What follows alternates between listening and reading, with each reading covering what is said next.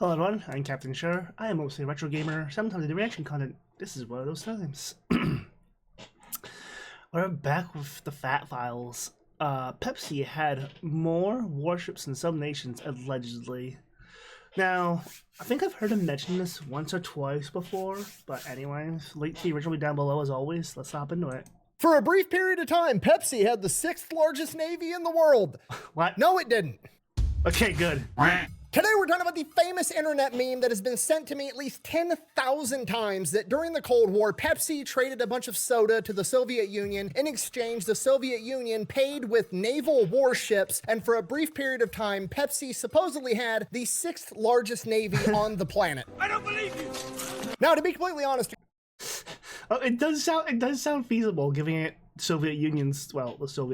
a couple of years ago when I first had this meme sent to me, I immediately started looking into it, and I was like, this is gonna be a fat electrician video because this is right up my alley. This is my whole thing. And it took me about an hour to come to the unfortunate, heartbreaking conclusion that the meme was basically over-exaggerated nonsense, so I never made the video. But then last week on this channel, Fat Files, we busted the internet myth or the internet meme that mattress stores are just a giant front for laundering money, and I had so much fun, I decided I'd do it again, and this meme immediately came to mind. So I went back and I started researching again, and what I found out is that there is a small nugget of truth inside of this meme, but the meme as a whole is actually a small nugget inside of a much larger story. And that story is an epic saga of how an American soda company undermined the Soviet Union, one of the leading powers in the world, literally for decades, culminating in their grand finale of creating the funniest, most demoralizing commercial of all time. And we're gonna get into it right after a word from our sponsor. Is it the Gorbachev Pizza Hut or the Gorbachev commercial?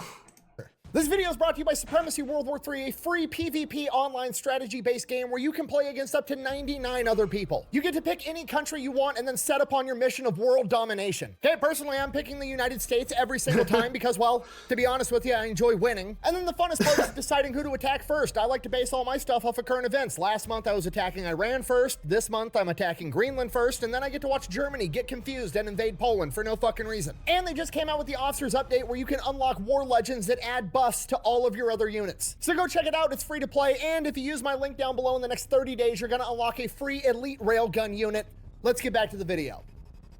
Our story begins in 1959. World War II has ended. The Korean War has also started and ended. America is now practicing containment doctrine. Basically, America has taken a vow to prevent the further spread of communism. And that goal has gotten extremely more difficult and complicated because now the Soviet Union has acquired nuclear weapons thanks to atomic spies like Klaus Fuchs and the Rosenbergs. Because obviously the communists couldn't figure out how to make a nuclear warhead on their own because, well, communists can't really figure out how to do anything on their own. All they can ever do is steal intellectual property and then make cheap knockoffs and sell them on wish.com. I'm sorry, does he have 6 plaques up there on the wall for YouTube? Because it sure as heck looks like it.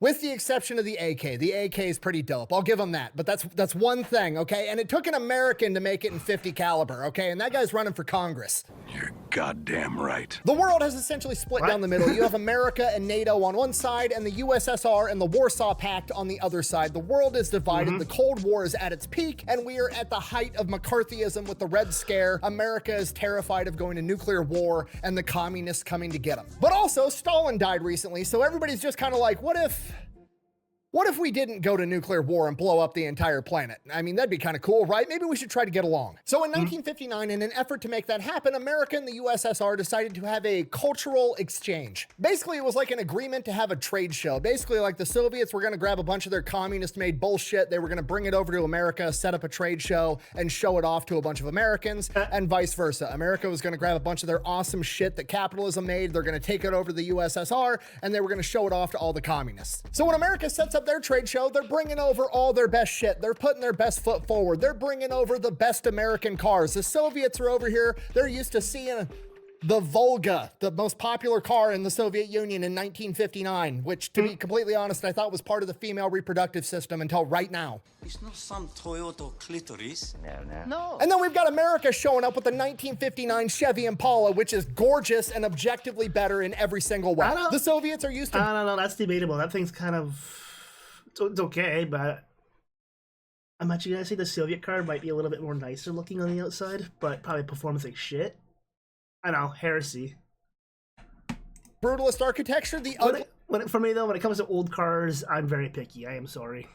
ugliest, most disgusting, soulless architecture mankind has ever come Yeah, up with. Cool. brutalism. We're gonna grab a house from a suburban neighborhood in America and we're gonna bring it over to the USSR and show it off. And then we're gonna cut it in half and split it open so everybody can get a nice big view of how awesome our houses are. And because we split the house in half, we're gonna call it Splitnik. Get it? Sputnik, Splitnik. That's fucking funny. And then obviously we're gonna bring over a ton of different food, which is something the commies don't know anything about at all.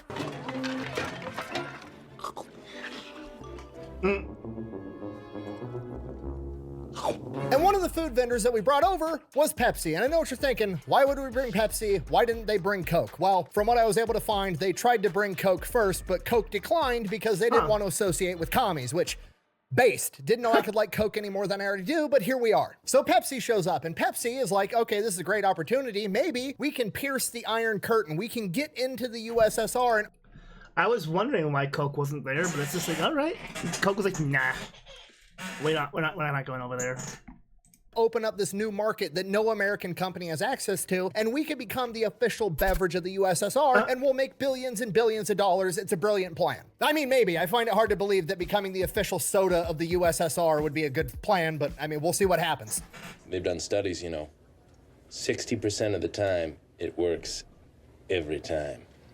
That doesn't make sense. So Nikita Khrushchev shows up, Stalin's replacement, the head of the USSR. He's walking around this trade show and he's talking shit the entire time, right? He's looking at all of America's cool cars, all the food, the houses. He's looking at everything and he sees it as just one big psyop. Like, America can't be doing this well. They're clearly putting their best foot forward, trying to demoralize the Soviet people. So he's just going through the whole trade show, pretending to be unimpressed, talking shit the entire time. And of course, he's walking around the trade show with America's highest ranked delegate there. Obviously, America's not going to send the president of the United States over to the Soviet Union because they just kidnap his ass, and they're not going to send Nikita Khrushchev over to America, so they just send a high-ranking person, and that high-ranking person is the vice president at the time, Richard Nixon. Eventually, Nixon gets tired of Khrushchev talking shit, and they get into a little bit of a heated debate, an argument, basically a shit-talking contest between the two of them in the kitchen inside of the demonstration house, and this is referred to as the kitchen debate. So they're having this little shit-talking contest in the middle of this kitchen, and the executive from Pepsi, Donald Kendall, sees his opportunity. He's got a plan. He's going to get a picture of Nikita Khrushchev drinking a Pepsi, and that picture is going to go viral. Then everybody in the USSR is going to want to drink it, and that's how they're going to break in and pierce that Iron Curtain, which is going to be way more difficult than it sounds because remember, Nikita Khrushchev doesn't want to look impressed at anything. He wants everything to be shitty. So A, he's probably not going to sample any food, and even if he did, he's definitely not going to give it a good review. But Donald Kendall's got a plan. He's going to show up right at the end of this heated debate with an ice-cold, refreshing beverage, and he's gonna finesse a good review out of Nikita Khrushchev. How's he gonna do it? He's gonna show up with 2 cups of Pepsi, one for Nikita Khrushchev, and the other one also for Nikita Khrushchev. So when Donald Kendall rolls up with both of his Pepsis and gives both of them to Nikita Khrushchev, he's like, Mr. Khrushchev, I wanted you to try an ice-cold, refreshing Pepsi. This one is made with water from America, and this one we made since we got here with water from the USSR. Which one do you like more? Tasty. Okay, do you understand what just happened? It's beautiful. Now, Nikita Khrushchev is backed into a corner because if he's going to give a bad review to Pepsi that's made with water from the great USSR, he's talking shit about his own home country. He can't do that. So he's forced to try them both and then say that the one from the That was smart. That was very smart. USSR is fantastic. Gotcha, bitch. And then, of course, while he's taking a drink, they make sure to get pictures. We've got the before and the after. Here's the before, moments away, seconds away from success. Look at Donald Kendall and his white pen. I know. I'm looking at Nixon's face here. He's like, you can't be serious. Everyone here looks like they're tense. Suit. That is a man who knows his plan is about to come together. And then we've got the after. Look at the smile on Nikita Khrushchev's face, tasting capitalism for the first time. It's beautiful. These pictures go viral, and Pepsi becomes the mythical drink of capitalism that can bring a tear to even a communist leader's eye. So now people in the USSR, they want to try Pepsi. They want to be able to drink it. But the problem is they can't really buy it because the Soviet Union uses the ruble, which isn't really recognized by anybody outside of the Soviet Union. So even if Pepsi did go in there and sell a bunch of Pepsi, they could only get paid in rubles, which aren't good anywhere else in the world, so the entire thing would be worthless. And before Pepsi and the USSR can figure out some kind of alternative deal, the Cold War ramps up a ton. The nuclear arms race is going on. Nobody's doing any business with the USSR. It's looking like we're going into nuclear war, so it's not going to happen. Okay, great. Fast forward like 13 years. Richard Nixon is now the president, and Donald Kendall is now the CEO of Pepsi. Richard Nixon is trying to de-escalate the entire Cold War. Basically, we've spent the last 20 years making as many nuclear bombs as possible and coming up with a bunch of ridiculous creative ways to put them on our enemies' foreheads, and it's getting out of hand because now America and the USSR both have enough nukes to end the world 10 times over. So Nixon works out a deal with the USSR called SALT I, the Strategic Arms Limitation Talks, and basically it puts a cap on how many nukes each country can have and how many methods of deploying them they can have. Basically, we both have enough nukes to blow up the entire planet. Why are we making more? Let's just put a stop to this and accept the fact that either one of us could get pissed off and flip the entire board game over whenever we wanted. And this signals to American businesses and the rest of the world, really, that America is trying to work with the Soviet Union again.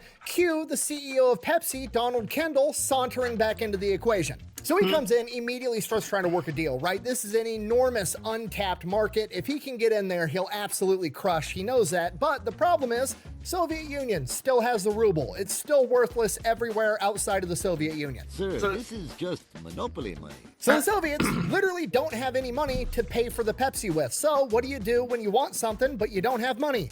You trade. Okay, well, what do the Soviets have? Vodka. And obviously the Soviet Union isn't allowed to export and sell their vodka in the United States because the United States doesn't do business with the USSR because, you know, sanctions and whatnot, political nonsense. So obviously this plan of being allowed to sell Soviet vodka in the United States of America on Pepsi's behalf is a pretty tall ask for the US government. Luckily, Donald Kendall helped this politician campaign and win his office, and that politician's name is, let me check my notes, Richard Nixon, the fucking president. Somebody's more important. Freddie, can you keep the riffraff out of here? And now they're homies and have been since the 1959 trade show 13 years ago. So Donald Kendall goes over to his homeboy, the president, and is like, hey, if I give the Soviet Union a bunch of concentrated Pepsi syrup so they can bottle it over in the USSR and make soda, and they pay me with Russian vodka, can I turn around and sell that in the US marketplace and Pepsi keeps all the money? To which Richard Nixon and the rest of the American government is probably like, so let me get this straight.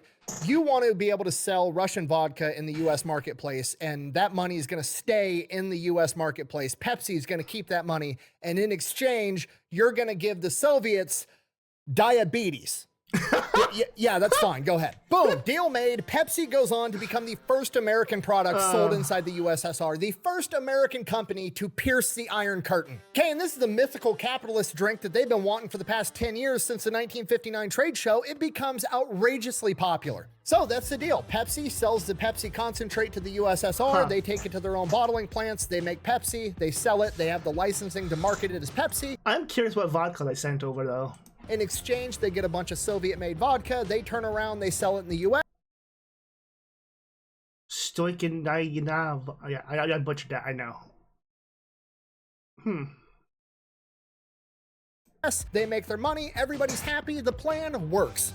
Right up until it doesn't. By 1989, you gotta remember, Pepsi is essentially operating inside the USSR with a monopoly. Everybody's drinking fucking Pepsi, whereas on the other side, where they're trying to sell vodka, there's competition for alcohol. There's beer, whiskey, there's probably other vodka brands, right? They're not selling as much vodka as they are Pepsi, which means Pepsi's not making enough money, so they've got to figure out some other way to barter with the USSR to get the value from all the Pepsi they're sending over there. And this is where the warships come in, okay? According to the internet meme, Pepsi then trades a bunch of Pepsi over to the USSR in exchange for 20 Soviet warships, 17 submarines, 1 cruiser, 1 frigate, and 1 destroyer. And then they eventually sell it off to be scrapped, and that's how they get their money. But for a brief period in time, Pepsi had the 6th biggest navy on the planet.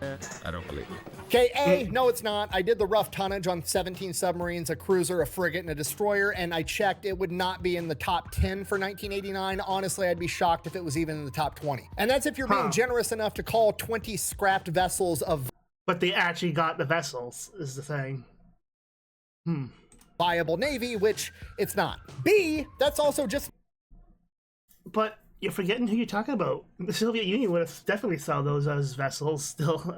not what happened. Okay, there's a bunch of other YouTube videos about this. They all seem to have a different version of what happened or how this went down. Some of them say what the meme said. Some of them have a little bit different critique, whatever. I don't think any of them are right from all the other videos that I watched. They all just appear to be citing each other, citing the meme, or citing random blog posts that they found. So I went through scouring newspaper articles from all across the United States of America from 1989 till 1995, and here's what I found. Pepsi did not trade concentrated sugar syrup to the USSR for 20 warships. At no point did Pepsi have ownership over these warships. What they did is they brokered a three-way deal with a Norwegian shipyard. And they basically had the same exact proposal that they had with the US government. They approached Norway and they were like, hey, if we convince the USSR to turn over a bunch of their warships to you for scrap, and in exchange, you give me a bunch of money, and then I give them diabetes, would that be okay with you? And the Norwegian government is like, cool, that's great. So the Soviet Union turned over 20 warships to a Norwegian scrap company. They went, they picked up the warships. Pepsi had no ownership of them at any point in time. And then the Norwegian company gave Pepsi a bunch of money. Yes! Yes! Can you feel that, buddy? Huh? Huh? Huh? Now, a bunch of American newspapers started reporting this. They made the story very confusing, so I see why some people do think America had the 6th largest navy on the planet at some point in time, even though that is incorrect. So once people got that impression, they also started to get conflicting feelings like, hey, I don't know if a soda company should be getting involved in international arms deals involving gigantic naval fleets of warships, to which, you know, pretty understandable sentiment. Pepsi doubles down. They come out with a press statement saying the US government's just mad that we're making them look bad because we're de-arming the Soviets faster than they can. Okay, the plan worked. Pepsi's like, holy shit, it actually worked. We made a ton of money. We've got a monopoly over there. How can we exploit this to make even more money, knowing that we can sell Russian ships and get a ton of cash? Pizza Hut. We own Pizza Hut. Pepsi owns Pizza Hut. Let's start putting Pizza Huts inside the USSR. I took the guy wrong. So Pepsi goes back to the USSR and they're like, hey, we know you guys like bread. You're standing in line all the time for it. How would you feel about a big flat piece of bread with some marinara sauce, some cheese, and some toppings on it? It's called pizza. It's fantastic. The USSR is interested. They're listening. They want Pizza Hut. They also want more Pepsi. Pepsi is like, okay, here's the deal. You want pizza, you want Pepsi. We're going to need some money. Your money is basically garbage. It's worthless everywhere. It's monopoly money, so we're gonna need you to give us more ships and then we'll sell them for actual money. To which the USSR is like, well, we don't have any ships to give up right now, but we do have a pretty big ship manufacturing infrastructure. How about we build you 10 brand new oil tankers worth $1 billion and then you start throwing up Pizza Huts inside the USSR? To which Pizza Hut is like, sounds great. And that happens in 1990. The Soviet Union gets to work building their oil tankers and they start throwing up Pizza Huts all over the USSR and slinging Pepsi all over the place. Okay, side note, this is part of the story that drives me absolutely nuts. Like, if this was a movie, I would be watching the movie being like, this plot line is stupid. That wouldn't happen in real life. This would have happened instead. You know, one of those moments where it's like, why didn't Gandalf just have the giant eagles fly the hobbits to the volcano and save the world in like 20 minutes? One of those.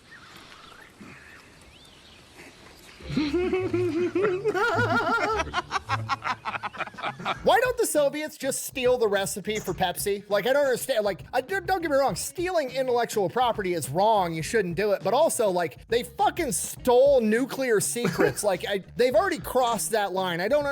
Maybe, I don't want to say it, but maybe Pepsi's recipe was more secure at that time.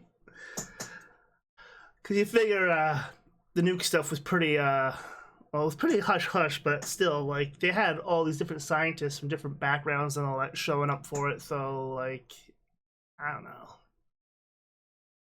Understand, like, the moral code of, I'm willing to steal nuclear technology to build nukes to end the planet, but stealing a Pepsi recipe is crossing the line. Like, just steal the recipe and make your own. They're already giving it to you. Give it to your fucking scientists, have them figure out what's in the shit, and make your own. Like, communists are dumb. Sorry, I'm getting sidetracked. Anyways, now, obviously, it takes a while to build 10 massive oil tankers worth $1 billion, like, you know, more than a year. And guess what happens in 1991? The Soviet Union collapses, and overnight, what was one nation with one government fractures into 15 separate nations with 15 separate governments, all with 15 different sets of laws and rules. And this is a logistical horror story because Pepsi and Pizza Hut's entire supply chain, the manufacturing manufacturing and the distributing one night was all in one country. It was all perfect. It was set up, ready to go. It was a fine-tuned machine. And then overnight, it's now spread out across 15 different countries, and all those different countries want different shit. It's a bummer, man.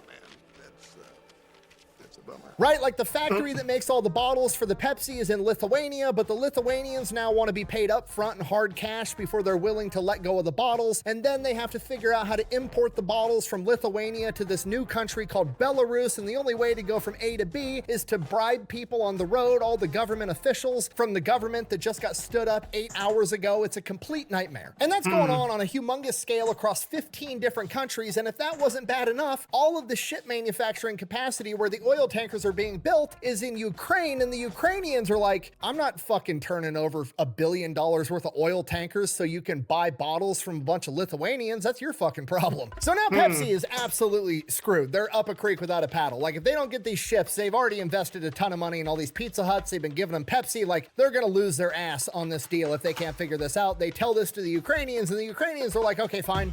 We'll finish the ships. We'll give them to you. You can sell them for $1 billion, but we need you to reinvest a bunch of that money back into the new Ukrainian economy. And Pizza Hut's like, okay, I'm listening. What do you want? We're gonna need like 100 Pizza Huts and at least 5 Pepsi plants because this shit's fucking awesome. That's the best I could do. I mean, that's gonna cost like $300 million to make all those factories and all those Pizza Huts, but like, they have no other choice. Plus, they'll also have the factories and Pizza Huts, so they'll be making revenue down the road. They're securing an audience. Like, all right, best deal we're gonna get, we'll take it. And while all this is going on, while Pepsi's running around 15 different nations trying to piece together their business that was shattered into a million pieces, guess what happens? Coca-Cola comes in with their abundance of cash and starts marketing all over the place, and it takes off because they have the perfect setup, right? Like, Pepsi was banking on, I was here first, I'm ingrained in the culture, they've already developed a habit of drinking Pepsi, they're gonna choose me over Coke. Finally, I'll have an audience that likes Pepsi more than Coca-Cola. Not what happened at all. The Soviets view it as like, oh, Pepsi's the backup string quarterback that they were willing to sell to the commies, and Coca-Cola was the good shit that they were hoarding for themselves. So then everybody starts drinking Coca-Cola. Coca-Cola becomes the #1 soda in what was the USSR. Okay, and that's the moral of the story. Don't do business with communists. Pepsi did that. Look what happened to Pepsi. But then, in 1997, Pepsi turns it around and completely redeems themselves. Okay, I don't know who's responsible for it, but some diabolical genius, some red-blooded American had the best idea on the planet. What if we could get Gorbachev, the last leader of the USSR, to do a fucking Pizza Hut commercial? Oh, and it happens. It's poetry. It's the most ironic, beautiful shit on the planet. This would be like if the Soviet Union won, America collapsed, and they somehow convinced Ronald Reagan to do a commercial for the Labia or whatever that stupid, ugly-ass Soviet car was called. Okay, literally the leader of the ideology of communism in America rolls up and is like, cool, yeah, just put the fries in the bag, nerd. Everybody likes to talk about what they would do if they got a time machine. I'm telling you right now, the first thing I'm doing is I'm grabbing that video, I'm going back in time, I'm gonna show Karl Marx, Lenin, Stalin how all this shit ends, and then I'm gonna die of dehydration from pissing myself laughing so hard. In conclusion, nobody out pizzas a hut, motherfucker. Thanks for watching. Best way to support the channel is go buy some merch over at The Fat Electrician, try some Echelon, all that's available at thefatelectrician.com. Quack bang, out. All right, quick little thing here. A lot of the Fat Electrician's merch is time dropped, so this is probably old now, but it still applies to his newer stuff too. So if you want one of his shirts or whatever, jump on that because it'll be gone probably within that month that he drops it or something like around that. So I missed out. I don't want other people to miss out, so that's all there is to that. Anyways, that was fun. I did know the Gorbachev. And I'm mispronouncing his name. I cannot pronounce names for shit. At the Pizza Hut thing. I do remember that, though, because it's just like... What? Anyways, yeah. That was a bit of a laugh. So, I was always curious to what all that was all about. Like, the whole meme thing and all that. But it's just like, okay, so there was some truth to it. It's just that they were just laundering stuff. The mattress one? I gotta go check that out, too.